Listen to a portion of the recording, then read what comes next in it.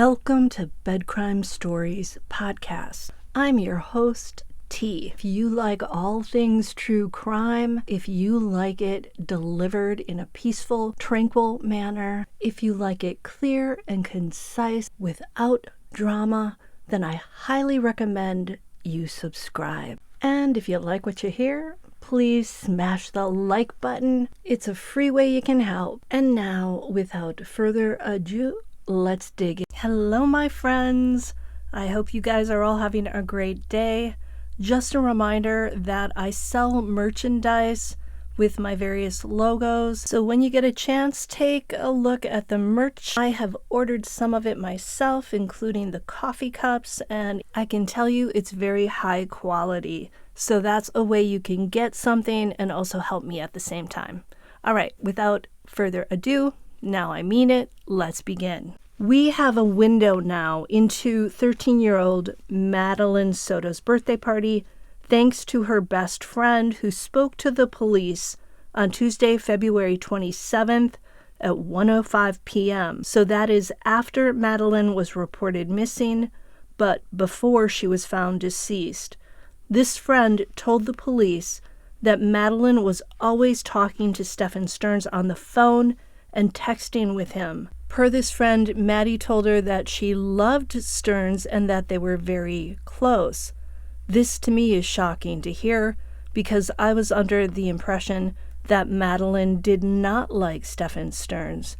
The friend also stated that Sterns had recently moved out of Madeline's mother's house but still visited often. The friend shared that Madeline never disclosed anything inappropriate about her relationship with Sterns, that normally Jen Soto or Madeline's grandparents drove Madeline to school, and she could never recall a time when Sterns drove Maddie. This friend told the cops that there are also roommates who live at Jen Soto's house. He thinks they are family members or friends of family members who don't have a lot of money and can't afford to live on their own. So it almost sounds like this townhome was like a rooming house where various people came and stayed from time to time, and it was a bit of a mishmash. I'm really wondering if Jen Soto's mother, who seems to be involved in the insurance business, seems to be a successful businesswoman, perhaps was supplementing her daughter's income, maybe paying the rent on this townhouse, which is why there were also roommates, perhaps, who were invited there by the mother. Jen Soto doesn't give me the impression of a woman who can stand on her own and raise this child solo without any help. Just my opinion. Now for the birthday party. We now know that neither Jen Soto nor Stephan Sterns attended the party. Jen had to work. It's unclear why Stephan Sterns wasn't there. Per the friend, it's common for Maddie to talk about getting money for her birthday, and apparently she got mad this year at someone for not giving her any money for her birthday. The name was redacted in the paperwork, so I can't tell if this was her mother, perhaps. Madeline complained she didn't get enough cash for the birthday, so I'm wondering if Madeline was mad at her mother for not giving her cash this year. And this makes me wonder if there was an argument after the party about the money. Could Madeline have been angry at her mom that night, and did that set off some sort of fight in the home? In one of Jen Soto's first interviews, she said that she spoke to Madeline on Sunday night after the party, and Madeline had talked about all her gifts and how happy she was with them. Thus, the story that Madeline's friend is sharing about Madeline being upset about the money doesn't jive with what Madeline Soto said in that one interview. The friend also told the cops that Madeline doesn't often miss school, but is sick a lot. Madeline also expressed wanting to run into the woods and build a house, and that she wanted to get her own home when she's older. Jen Soto allegedly threatened to kick Madeline out of the house when she turned 18. Maybe finding herself homeless at 18 was something that Madeline worried about and something that was heavy on her mind. Per the friend, Madeline did not have a boyfriend, but did have a crush on someone at school. The friend said that this boy doesn't like Madeline and ignores her text messages, and they don't hang out together. The friend claims that Madeline took medication for ADHD and bipolar disorder and last took her meds on February 14th and would tell everyone at school about not taking them. She allegedly had told her friends that she had more energy when she wasn't taking her medication.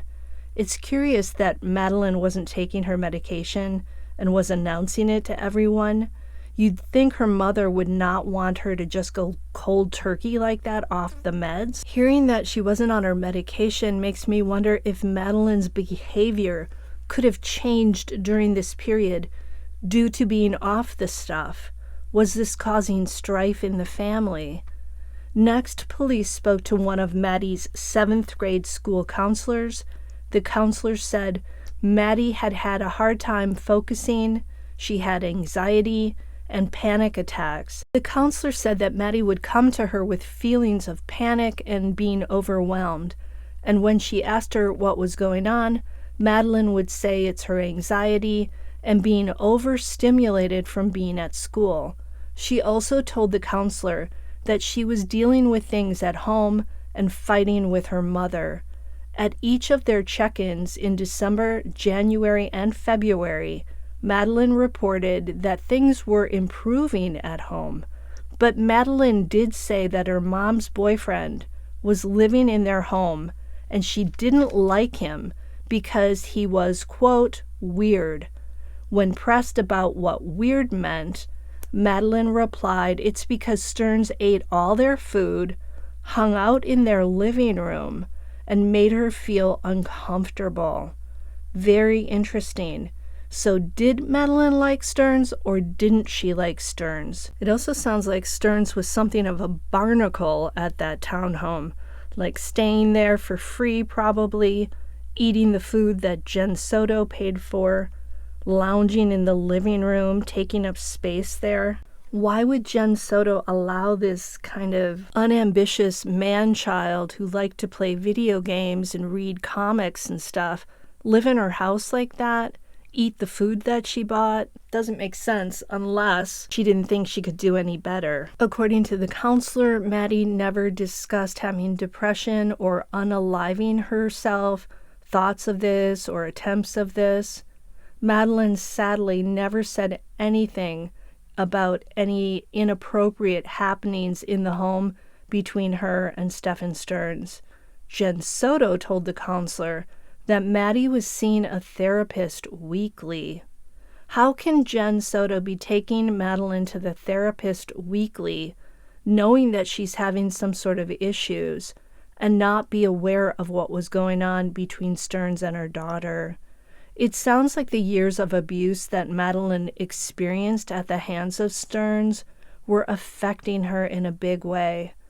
Childhood SA has been linked to anxiety and panic disorders in both men and women, according to the experts. If only Maddie had ratted Sterns out. I wonder if she feared being removed from her mother's home, if she told the truth. As much as Madeline may have fought with her mother and may have been unhappy at home at times, I think it's hard for a child to tattle on a parent. There seems to be an innate need in us to protect family members, even when we may be the victim of their behavior. My mom once gave me a black eye when I swore at her, and I was probably around age 14 or 15, and I had to go to school with that black eye. And by the way, this was not a common occurrence. This is the only time my mom did that to me. So I go to school with an obvious black eye, and my teachers keep asking me how I got it. And I made up a lame story about getting hit by a cabinet door. I couldn't think of anything else. I could tell that they didn't believe me, but I wasn't about to budge.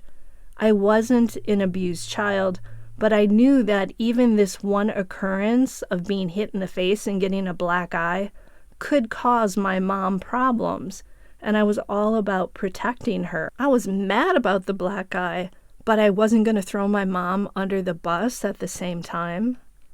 Back to Madeline. Next, Madeline's female physical ed teacher was interviewed, and this teacher said that Madeline always seemed anxious and always brought a buddy with her when she wanted or needed something. Madeline, per the phys ed teacher, was shy around authority figures. Apparently, Madeline had asthma and also used an inhaler, which sometimes prevented her from participating in certain sports. The teacher said she recognized the clothing Madeline was last seen in. I'm assuming the green sweatshirt, perhaps. Apparently, Madeline was getting a D in her intensive reading class. This teacher told the cops that while Maddie worked in class, she didn't always follow through on assignments. The teacher also said that Madeline and her friends were alarmed at one point by some graphic lyrics in a Lady Gaga song. I'm getting an image of a scattered young lady who maybe lacked a strong parent at home to push her to get her schoolwork done. But I myself was a classic underachiever in high school as well, and that all changed when I went to college and I was self-motivated to achieve. My parents had given up on me in high school. My mom was valedictorian, and I think maybe she felt pushed by her parents, so she didn't push me at all, which I think I needed a little pushing. The cops also interviewed a male English class teacher, and he said he had a great relationship with Maddie and he felt that she liked him. But this teacher did say that Madeline had sleepy days where she put her head down and said nothing. Apparently, Madeline's mom was once a substitute teacher for this teacher, but the teacher never actually met Madeline's parents. The teacher also said that Madeline would go through phases where she wouldn't turn anything in. The teacher concluded by saying, Madeline seemed normal, but quiet and tired. I'm wondering if Madeline was being kept up at night by Mr. Perv, Stephan Sterns. Makes me want to throttle him. Next, a 13-year-old was interviewed, and this girl said that she met Madeline in 6th grade. She said that sometimes Madeline came to school crying and complaining about her mother. Interestingly, this girl said sometimes Madeline was mean to her, and when she asked her why, Madeline replied that that's how she shows affection. This friend said Jen Soto threatened to kick Madeline out of the house, so this is where that information came from. The friend also said Madeline didn't like her father, but did not talk about her mother's boyfriend. That's interesting. There's nothing in the police notes to explain why Madeline said she didn't like her father, and I'm assuming this is her biological father. But maybe Maddie was conflicted because her father wasn't living in Florida. He didn't move there to help raise her. He lived many states away. Could she have resented that he didn't make more efforts to be near her? Per this friend, she and Maddie never talked about sex, but rather about their crushes. This girl got upset during the interview, started to cry, and said that she missed Madeline. So if we look at all of these portraits of Madeline in totality, it would appear that Madeline was exhibiting upsetting behaviors at school, and it makes me wonder why nobody raised a red flag and nobody tried to intervene or at least question her in greater detail about the crying, about why she was so sleepy. Why wasn't Jen Soto called in to talk about this? It also sounds like Madeline's parents were not concerned about her grades, because it doesn't sound like they were attending her teacher conferences. You know how they have conferences every so often? When I taught in a prep school, especially for classes like English and math and history and science, the parents were very keen to come in, meet with the teacher, and know how their kids were doing. So it doesn't sound like Jen was very actively involved in her daughter's high school education.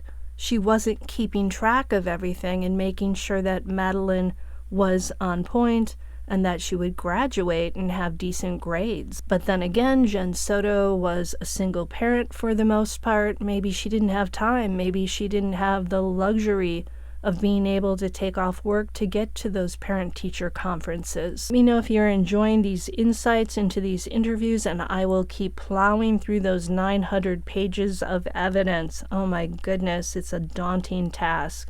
And I'll see you next time on Bed Crime Stories. Well, Monday morning, we took her to school. We dropped her off close to school, across the street from a church, which is it's right next to the school. She crossed the street and walked to school, what we thought walked to school. My boyfriend who drove her to school drove away at that point. It was seen on video footage that she hung out in the parking lot of the church for a few minutes and then got up and walked towards the school. But she never made it that walk and that was around 9 a.m. when she got up. She never made it to school after that. It's right next to the school. I don't know why she didn't make it. I don't know if something happened on her walk along the way or if she got taken, but she never made it. And that was the last anyone's seen of her or heard from her? Yes. I went to pick her up after school, and she wasn't there. So I started driving around, maybe thinking she took a walk. Maybe she decided to walk to my mom's office, which is pretty close to the school as well.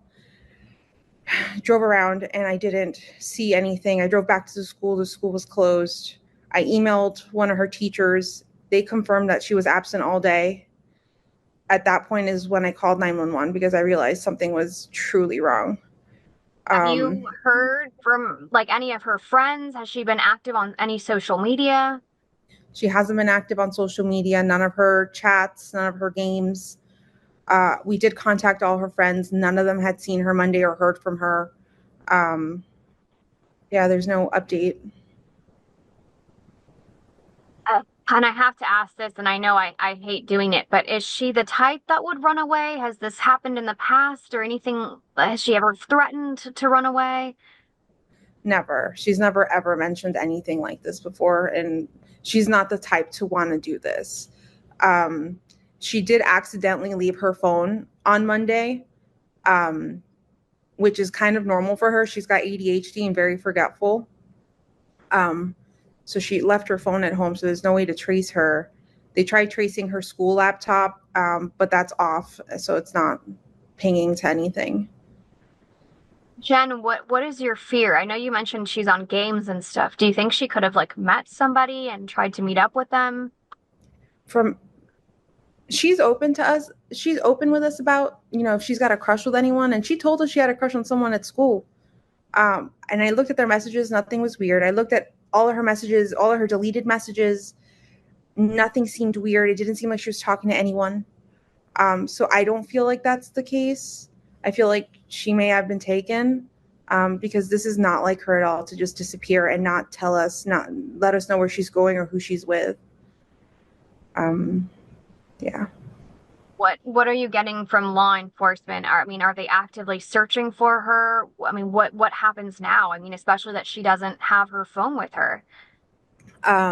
So as far as I know, they're conducting a search around the school. Behind the school, there's a Shingle Creek. There's a wooded path area that you could walk. It's a hiking path. They are going back there with their canine dogs. They've taken a piece of her clothing to see if they can trace her scent. They're also taking their own vehicles. I'm not sure what type of vehicles, but they're going into the woods to search for her. But I don't feel like that's going to find anything right now. We've had people all day on that trail sending us photos to see if anything there looks familiar and like her personal belongings, and nothing is hers. So I'm not sure where to go from here. I'm just contacting the news to get the word out, to get some help, because I'm desperate. I'm a wreck right now. So you think that she's been taken against her will? I do think so, yes. As a mom, what's your mother's intuition telling you right now? I'm trying to hope for the best, but I'm scared for her. I want her to be okay, and I want her to be safe. I don't want her to come back harmed. I just want her back. Whatever that means. I just want her back. Are you getting any updates from law enforcement? I mean, yes, they're searching that small area, but have they gotten any hits on any scent or anything like that? They haven't let me know anything. They haven't updated me since I spoke to them this morning. I've contacted them to get some information or to give them some leads, but I've heard nothing back. And Jen, there's no way that she just being, a teenager was like, maybe had a fight with you or an argument with you and was like, you know what, I'm going to go hang out at so-and-so's house and teach her a lesson. Could that be a scenario? I don't believe so. We actually haven't gotten into a fight in like a few weeks or arguments or anything like that. If anything, on Sunday, she celebrated her 13th birthday with my entire family and she had the best day. She was so happy. She showed us all her gifts. She's just a happy girl, and she showed it on Sunday night when she went to bed. She was so happy. So, she had the best day. I just, there was no moment in that evening from when she got home from the party that she had her phone or had the laptop. She went straight to getting ready and went to bed. So I know she didn't have any conversations with anyone. She didn't make plans with anyone. I didn't see any of that.